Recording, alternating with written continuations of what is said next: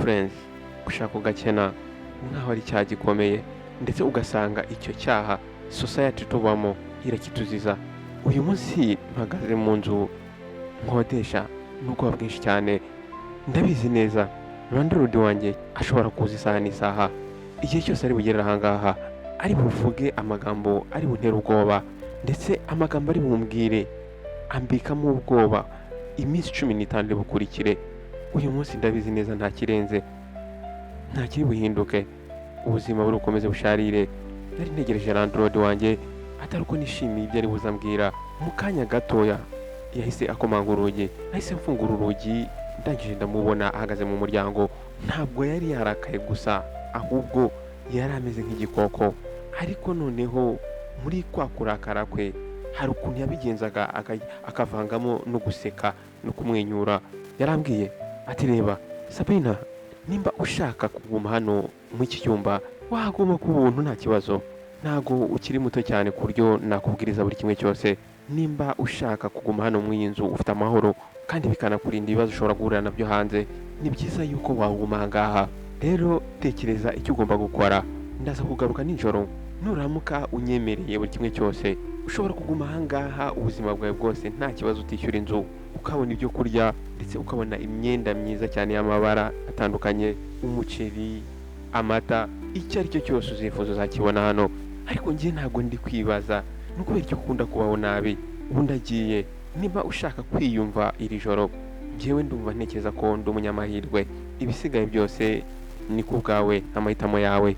Ese niki nari kumusubiza uno mugabo? Iyo uza kuba utarashyingirwa wenda nari kugira ikintu nkora, ariko n'ubundi ntabwo ugaragara nk'umuntu washyingiwe, uri umupfakazi.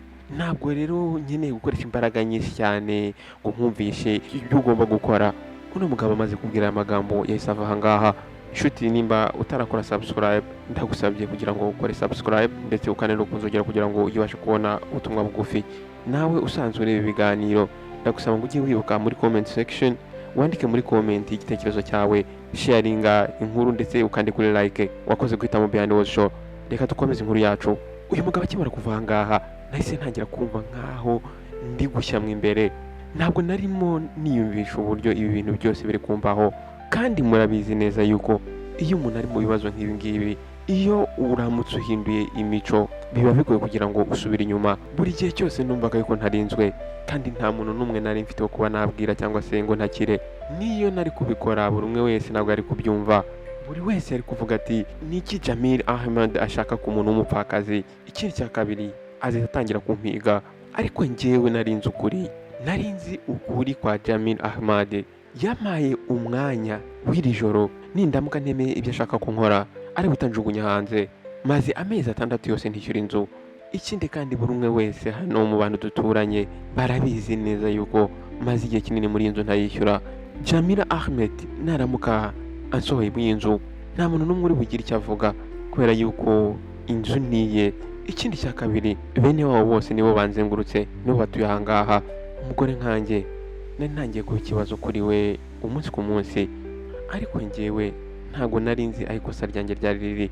Uyu munsi ubwo nasohokaga mu rugo nari nshonje cyane. Jamil Ahmed yakundaga kumpa ibyo kurya byasigaye, ariko hari hashize iminsi yarabihagaritse. Ariko noneho ubu ngubu arashaka kumpa buri kimwe cyose, ariko akakima hari icyo tuguranye. Uyu mugabo yanshakagaho ikintu kimwe, yashakaga yuko mwumva ngakurikiza ibyo ari kumbwira, ngakora buri kimwe cyose, cyaba ari icyiza cyangwa ikibi, nkamuha ibyishimo ashaka byose, naba mbikunze cyangwa ntabikunze.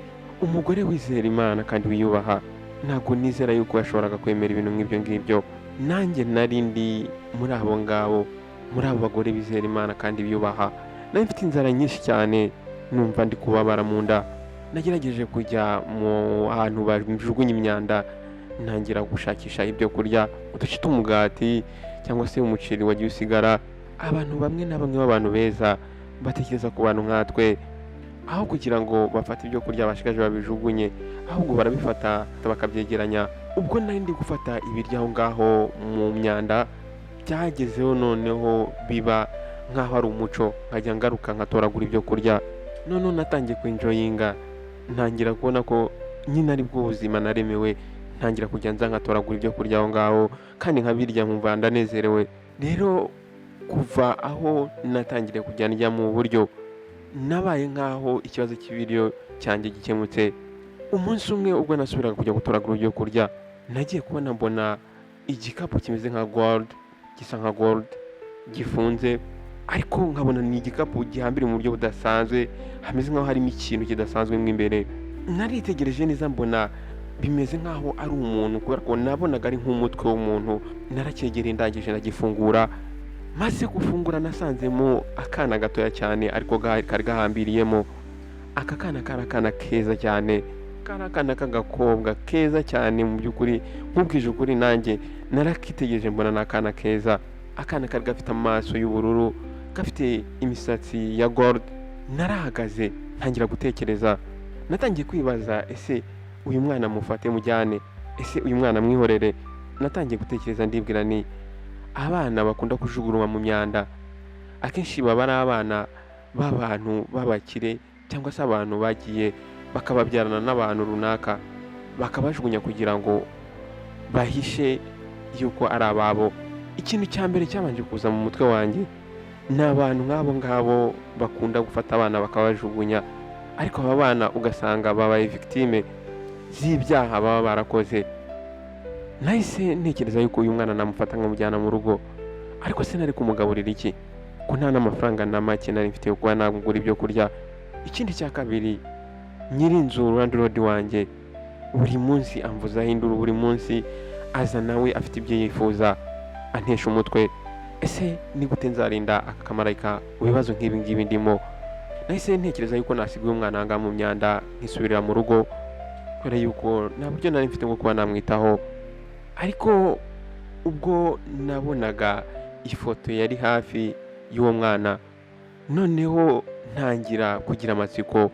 Iyi foto yari iri aha ngaha yari ifoto isa neza cyane, byagaragaraga nk'aho ari umuntu wateretse uyu mwana aha ngaha abishaka. Iyi foto yari yanditseho ngo uwo ari we wese uzarera uno mwana umunsi umwe azahita aba umumiliyoneri. Ibi bintu byahise bitangira kuba urujijo kuri njyewe, ariko ntekereza yuko umuntu wanditse ibi bintu yari afite impamvu abyanditse. Ariko muri gihe ndibaza, ese ni ukubera iki uno mwana yatereranywe akajugunywa aha ngaha? Ese uyu mwana ni shitani cyangwa se ni umwuka? Ibyo nibyo bitekerezo byarimo biza mu mutwe wanjye. Ibitekerezo byabaye byinshi mu mutwe wanjye, kuko buri gitondo nakundaga kuza aha ngaha hakiri kare nkatoragura ibyo kurya, kuko narazindukaga mfite ubwoba ko hari umuntu wambona. Ubwo nahise najya gutekereza nese uno mwana yaba ari dayimoni, bikabyankira mu bibazo.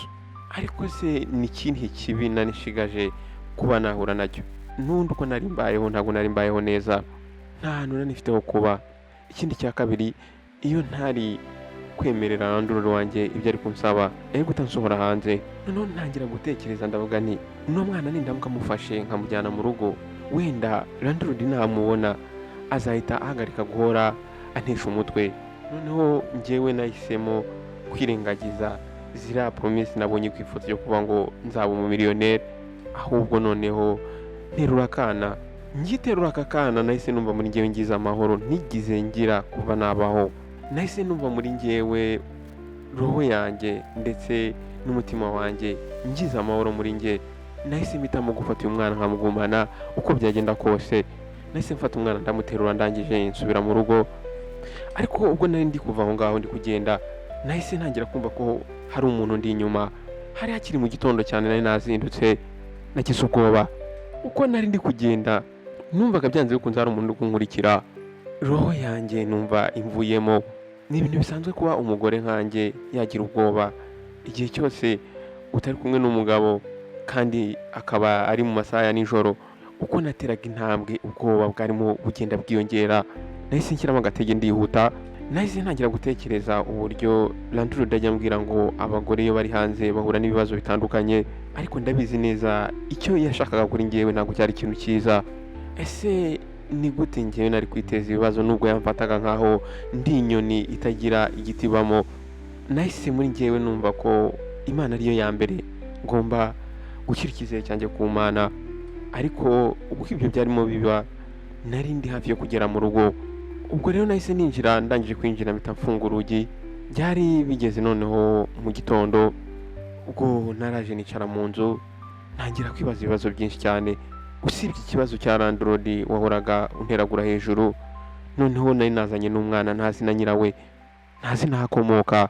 Umwana namwitegereje, noneho numva atangiye kunkurura, numva ntangiye kumukunda. Uyu mwana numvaga ntamureka wenyine, ariko se kandi nari gukura he amata yo kumuha? Mu rugo nta cyo kurya cyari gihari. Ubwo rero nahise ntangira gutekereza, mfata isukari ndangije mvanga n'amazi, ntangira kujya muha. Nuko ubwo nari nkoze muri cya gikapu wa mwana yari arimo, nagiye kubona mbona harimo akantu basiketi, akantu k'agatebo gatoya kuzuyemo ibiceri bya gold.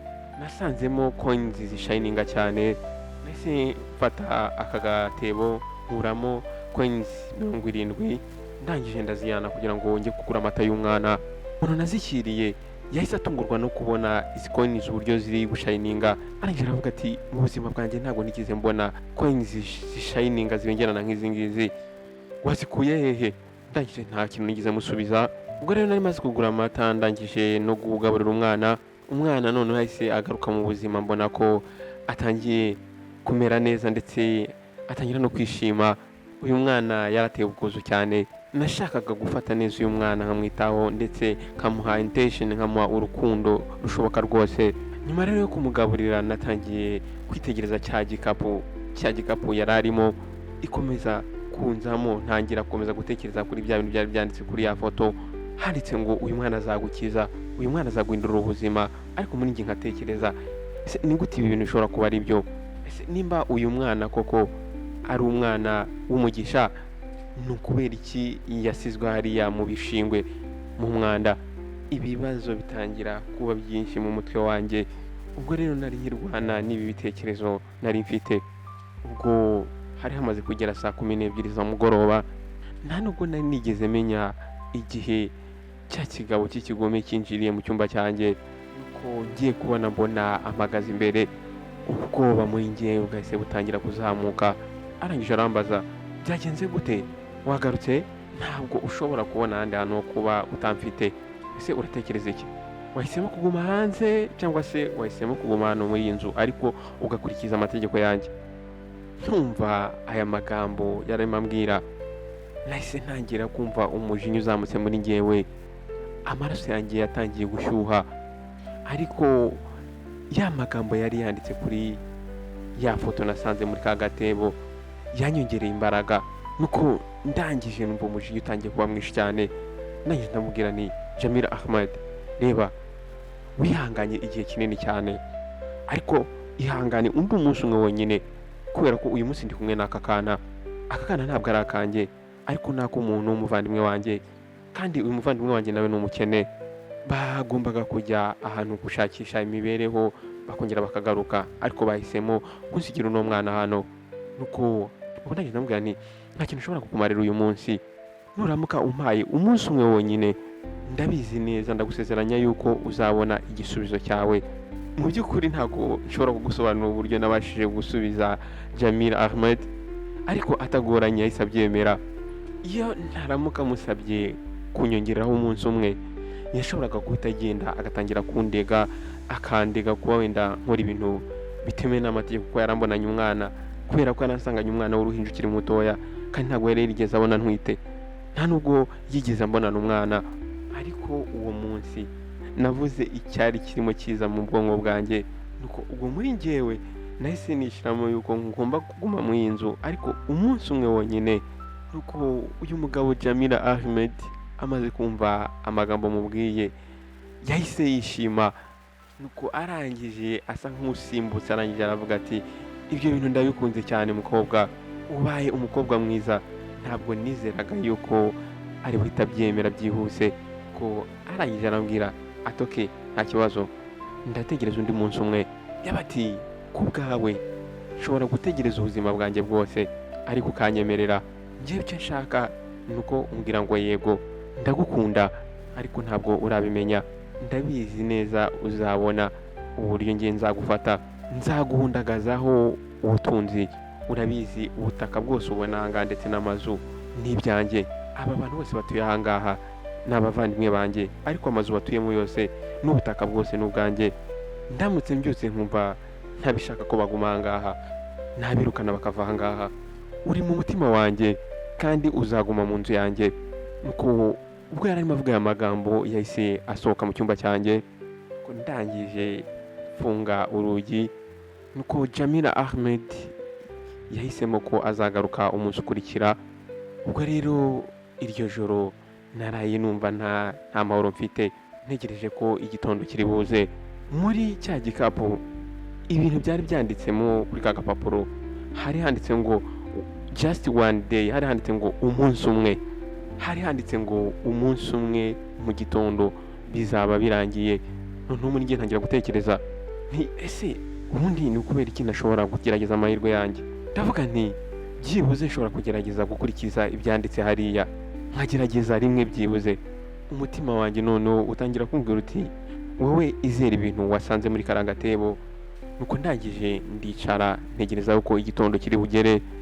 Namaze ijoro ryose nicaye ndi gusenga Imana, ndimo nsenga Imana nyinginga nyibwira ni Nyagasani ndakwinginze, reka amagambo yanditse hari ahantu asohore abo kuri. Byari bimeze nk'aho ari inzozi, ariko mu gitondo nari ntegereje amakuru meza. Nuko ubwo bwarimo bucya ari mu rukerera, nari nshonje cyane. Nuko ndangije mfungura urugi, ariko n'ubundi nta cyizere, mbizi neza yuko n'ubundi ari bya bindi by'abakene, nta makuru meza acaracara aho ngaho. Nahise ntekereza nti wenda nakwirukanka nkagenda nkajya ahandi mu bishingo aho bajugunya imyanda, nkajya gushakamo ibiryo. Ariko noneho ubwo nari nteye intambwe nsohotse, ngiye kumva numva ikirenge cyanjye kigonze ikintu. Nuko nkireba hasi ngiye kubona mbona ni akabogisi. Nuko ndangije kakabogisi ndagafungura. Nuko ndangije nsangamo urufunguzo muri ako kabogisi. Nuko ndangije nsangamo urwandiko hari handitse ngo wasezeranyijwe yuko uzaba umumiliyoneri umunsi umwe, ndetse warabyizeye n'umutima wawe. Urufunguzo uri kubona mwaho ngaho, urwo rufunguzo ni urw'inzu nziza cyane y'agaciro. Aderesi cyangwa se amerekezo y'aho iyo nzu iri byanditse kuri ako gapapuro ufite mu ntoki. Genda ugane kuri ayo merekezo, none nurangiza winjire muri iyo nzu. Ibintu byose by'agaciro biri muri iyo nzu ndetse n'iyo nzu byose ni ibyawe. Nkimara gusoma ibi ngibi ntabwo nabashaga kwizera amaso yanjye n'ibyo ndi kubona ari byo cyangwa atari byo. Ntabwo niyumvishaga yuko ibintu natekerezaga ko ari inzozi, ibintu ntashoboraga no kwizera, noneho bigiye kuba impamo. Ntabwo numvaga ndi kubyizera. Ariko ubwo nabonaga imfunguzo natangiye gusa nkaho mbona yuko ibi bintu bishobora kuba ari byo. Umubare w'imfunguzo zari ziri aha ngaha byagaragazaga ubunini bw'inzu ndetse n'ibyumba by'inzu uko bingana. Byagaragaraga yuko iyi ngiyi atari inzu isanzwe. Nahagaze aho ngaho ariko numva mfite amayobera muri njyewe. Ibi ni gute ubutunzi nk'ubu bushobora kuza bukaza bukangwirira? Natekereje ibintu byinshi cyane. Nahise mfata akana ndagaterura neza. Naragafashe ndagaterura neza kubera yuko uyu mwana ni uw'agaciro kuri njyewe. Uyu mwana yari umwana warunzaniye amahirwe mu buzima bwanjye, yari umwana warumpinduriye ubuzima. Uyu mwana yagaragaraga nkaho ari impano y'ubutunzi mu buzima bwanjye. Umwana naramuteruye ndamwegereza. Nuko ndangije mva aho ngaho nerekeza kuri ya nzu. Landlord wanjye ntago yarazi na kimwe ku byerekeye ibi ngibi. Kuri we yarazi yuko njye meze nk'inyoni. Inyoni isohoka ikirirwa ihiga itoragura, noneho ikaza kongera ikagaruka mu cyari. Ariko navuye aho ngaho mu nzu nizeye yuko ngiye guhindura ubuzima bwanjye. Nuko ndangije mfata akamoto, namwishyuye udufaranga dukeya nari nashigaje kugira ngo abashe kungeza aho ngaho kuri iyo nzu. Ntabwo mu by'ukuri nari nzi impamvu nari mpamagawe kuri iyo nzu, nta nubwo nari nzi umuntu uri kuba kuri iyo nzu, nta nubwo nari nzi uburyo ubuzima bwanjye buri buhinduke nindamuka ngeze kuri iyo nzu. Ariko nashakaga gucika Jamila Ahmed nkava mu nzu ye. Buri gihe nasengaga Imana nyinginga nyibwira ngo izankura aha hantu, injyana ahantu ndi safe, injyana ahantu numva ntekanye. Ntabwo mu by'ukuri nari nzi ikigiye gukurikiraho. Nuko ubwo nari ngeze kuri ya nzu ndangije nshyiramo urufunguzo ndafungura. Byahise bimera nkaho ari nko gufata urutoki rwawe ugakanda ugapuresinga ahantu, noneho ugahita ubona amahirwe neza. Inzu yose byari bimeze nkaho irimo impa karibu. naratambutse ninjira muri ya nzu. Inzu yari nini cyane, iyi nzu yari irimo buri kimwe cyose gikenewe ku muntu ubaho mu buzima bwiza. Nuko nafashe umwana ndangije mutereka ahantu, noneho ntangira gushakisha ibyo kurya kugira ngo mugaburire. Nahise ntungurwa, buri kimwe cyose haba ari ibyo kurya byose byari bipanze birimo. Inzu yari imeze nk'aho yubakiwe umuntu udasanzwe. Ariko se ni gute yari kuba ari njyewe, umugore usanzwe w'umupfakazi, nkaba umuntu udasanzwe, umuntu w'agaciro? Ubuzima nk'umupfakazi kuri njyewe bwari ubuzima buhoraho, bwari ubuzima bwo kurwana n'ibibazo bya buri munsi. Nuko nahise mfata ako kanya umwana wanjye ndamwuhagira, nuko ndangije mwambika imyenda myiza isukuye, nuko ndangije muha amata aranywa, nuko ndangije ntangira gutembera inzu yose. Ariko uko nabonaga inzu burya ari nini cyane, natangiye kumva ari ibintu bidasanzwe. Ese ni iki nari gukora njyewe njyenyine mu nzu nini ingana gutya? Nuko ubwo nari ndi gutekereza kuri ibi ngibi, nahise ntangira kumva ikintu gisa nkaho kidasanzwe. Ubwo nari ngerageje gufungura urugi ngo nsohoke, nahise ntangira kubona yuko naguye mu mutego nafungiwemo imbere. Nuko ntangira kwicuza muri njyewe, ariko ntangira kwibaza ese ni iki nakoze? Ariko byibuze ntabwo nari ndi muri ya nzu nabagamo, nahoraga mbaho nabi. Nuko ako kanya nahise ntangira gutekereza, ese ninde wanzanye aha ngaha? Ese uyu muntu wanzanye aha ngaha yahanzaniye iyihe mpamvu? Nuko muri ako kanya nahise numva ukuboko kuremereye ku bitugu byanjye, ubwoba bwahise buntaha. Izina rya mbere ryabanje kuza mu bwonko bwanjye ni Jamila Ahmed, wa mugabo naberaga mu nzu. Ariko nari nasenze Imana ngibwira n'Imana, uzambabarire sinzongere guhura n'uyu mugabo w'umugome. Nuko ubwo nahindukiraga, ibyo nari ndimo ntekereza nasanze atari byo. Nahise mbona umugabo uri hagati y'imyaka 26 cyangwa 29. Nuko icyantunguye nuko uyu mugabo uko yandebaga nk'umuntu unyubashye cyane. Yarandebye anyubashye cyane kandi afite amarangamutima menshi. Nuko arangije arandeba arambwira, warakoze kwemera Paris, nta kintu na kimwe ugendereye. Ntabwo nzigera nibagirwa aya mahirwe ubuzima bwanjye bwose. Nangije ndamubwira nti okay, ibyo birahagije, ariko se urinde? Ese ni ukubera iki wanzanye muri iyi nzu nini cyane? Nuko arangije arasekamo, arandeba, arangije arambwira ati, ndishimye cyane kuba umukobwa wanjye yarabonye mama mwiza. Mu by'ukuri nakubeshye uyu mwana n'uwanjye, ariko ntabwo nari mfite andi mahitamo, ntabwo nabashaga kuba nagumana nawe. Aya magambo yavuga, nahise numva ngiye mu rujijo. Nahise ntangira gutekereza nti ese ni gute umugabo nk'uyu nguyu ufite ubutunzi ashobora kuba yarakoze kiriya kintu? Nuko arangije arakomeza arambwira ati, icyo nkubwira ni ukuri, hari ibibazo, ndetse natwe abakire duhura n'ibibazo. Ntabwo ushobora kukubwira buri kimwe cyose, ariko nshobora kukubwira ibi ngibi. Ntabwo ushobora kuva muri iyi nzu. Nuramuka uvuye muri iyi nzu, ubwo nyine ugomba guhita wibagirwa ubu butunzi bwose. Arangije arambwira ati, njyewe ndakuzi, nzi n'ibibazo ufitanye na landlord wawe, ariko mu by'ukuri njyewe ntabwo nzi ikiri mu mutima wawe. Ariko ndizera neza yuko wowe na Paris, we n'uyu mwana mwamaze guhuza ndetse umukunda, kandi ndabizi neza yuko mu mutima wawe ufitemo ubumuntu. Ahangaha uzabona buri kimwe cyose wifuza, kandi uzabona respect umubyeyi uwo ari we wese aba agomba guhabwa. Ariko icyo ugomba gukora, ugomba kwita ku mwana wanjye. Iyo mbishaka, wenda nari gufata umwana wanjye nkamuha umuntu runaka ufite ubutunzi. Njyewe Imana yampaye umugisha, impa buri kimwe cyose. Ariko rimwe na rimwe iyo abantu bakiri batoya, hari ukuntu bakora amakosa, aya makosa akaba azabakurikirana ubuzima bwabo bwose. Nanjye rero naguye muri uwo mutego. Ntabwo nagombaga gusiga umwana wanjye aho yavukiye. Nashakaga umuntu runaka ugomba gufata umwana wanjye akamurera amukunze kandi amwitayeho. Ntabwo nifuzaga ko umwana wanjye w'umukobwa akura bamubwira amagambo mabi, bamucyurira amagambo mabi. Niyo mpamvu nabashije gukukinga cyangwa se guhimba ino story. Njyewe nashyize uriya mwana hariya mbizi neza yuko ukunda kwaza mu gitondo kandi ukagera ari we wa mbere. Buri kimwe cyose cyabaga rero nakirebaga, nari mbizi neza yuko umwana wamutwaye none uyu munsi iyi nkuru uyihinduye inkuru nyayo. Ndishimira ko umukobwa wanjye yabonye umubyeyi mwiza nkawe, umuntu udafite umuvumo. Wowe icyo ugomba gukora ni ukwita ku mwana wanjye ubuzima bwawe bwose. Ntabwo uzigera ukenera gukora icyo ari cyo cyose, buri kimwe cyose ugomba kugihabwa, ntabwo ugomba kuvunika. Icyo uzajya ukora wowe ni ukwita ku mukobwa wanjye gusa. Kuri njyewe nari ndimo ndeba umugabo wari umpagaze imbere, kandi ntabwo zari inzozi, byari nyabyo. Noneho muri njyewe ntangira gutekereza, niba umuntu ibyifuzo bye ari ibyifuzo nyabyo, ndabizi neza yuko Imana iha umugisha uwo muntu ndetse ikaha umugisha n'ibyifuzo bye.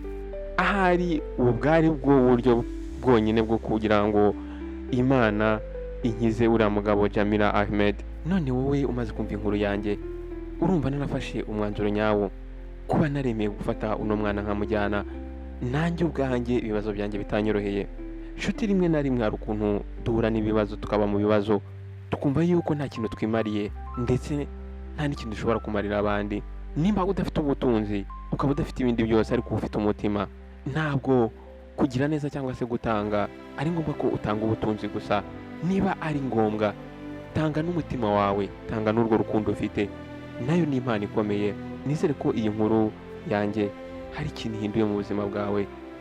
Nizere yuko hari isomo ukuyemo.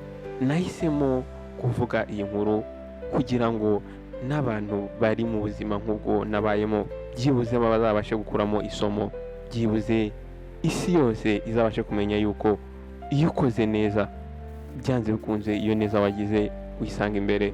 Ndagushimiye rero wowe wabanye nanjye kuva ku itangiriro kugera ku iherezo ry'iyi nkuru. Nizere ko iyi nkuru ibaye inkuru igusigiye isomo rikomeye cyane. Ndagusezeranya yuko nzajya nkuzanira inkuru, kandi inkuru zigira icyo zihindura mu buzima bwawe. Icyo nagusaba ni ugushyiraho itafari ryawe kuri channel. Wabikora gute? Icyo ngusaba cyonyine ni ikintu cyoroshye cyane. Fata iyi nkuru uyisharinge bagenzi bawe.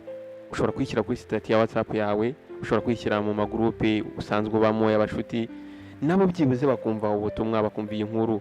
Hari abantu benshi cyane muri society bahura n'ibibazo nk'ibi ngibi, ariko inkuru nk'ingi bashobora kuyigiraho. Ikindi cya kabiri, ndagusaba ngo ukande like, ureba ahantu hari igikumwe, ukandeho uraba ukunze iyi nkuru. Ikindi, injira muri comment section, wandikemo igitekerezo cyawe. Iyo ngiyo ni inkunga ikomeye.